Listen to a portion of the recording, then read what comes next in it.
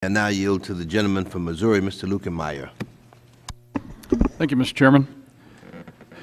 You know, as I sit here today, we're talking about a program here that's well-intentioned, but is poorly thought out, thought through, poorly administered. And some of the comments here, Mr. Borowski, program needed more planning up front. Mr. De Niro, program needs more stability. Mr. Calabrera, program has done more harm than good. Mr. Borowski, again, the voluminous paperwork causes delays. I think it's indicative of why we're sitting here and we wonder, well, we asked the government to come in and help, and yet the government is the one who can solve this problem. The lady from California talks about the house is on fire, you call 911.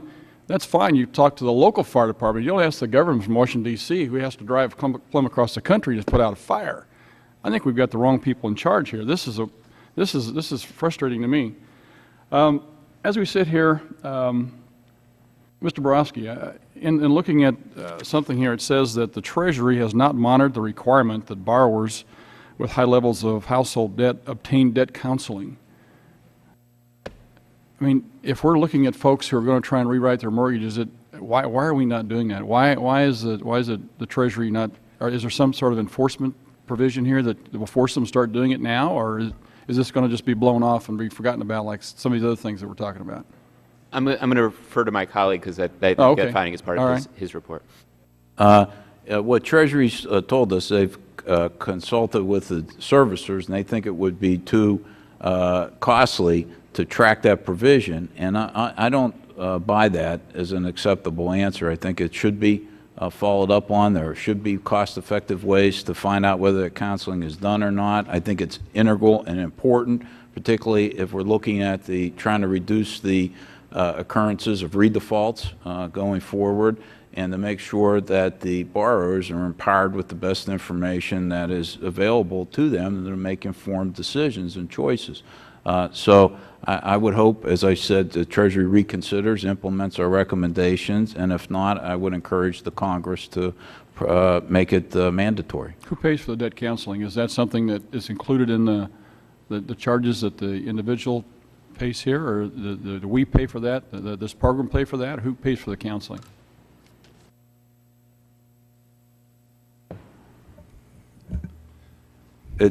I'll have to get back to you with that answer. Mr. Taylor, you look like you know the answer. Yeah, well, HUD pays for HUD certified counselors. Some of the banks pay for the counseling.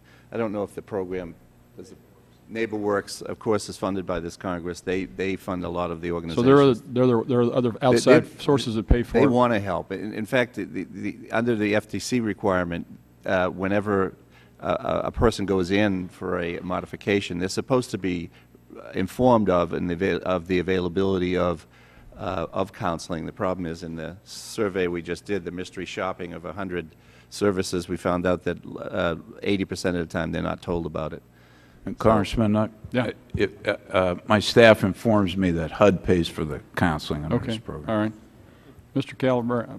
If I could comment, just my recollection is we've probably appropriated $400 to $500 million over this course of action for counseling. So it's a significant amount of money out there, and despite the characterization of my testimony saying doing nothing, my testimony quite frankly suggests that one of the things we do need to do is connect counseling to the labor market. For instance, I talk about in my testimony that mass layoffs have very large effects, disproportionate effects on the housing market, because somebody loses their job and there's a big impact on the housing market.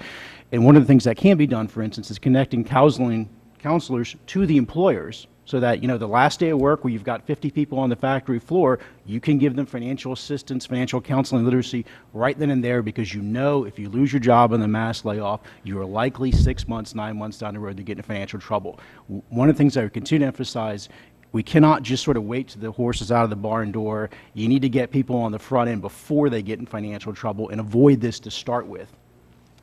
You made the comment about $400,000 per modification. Can you explain that figure?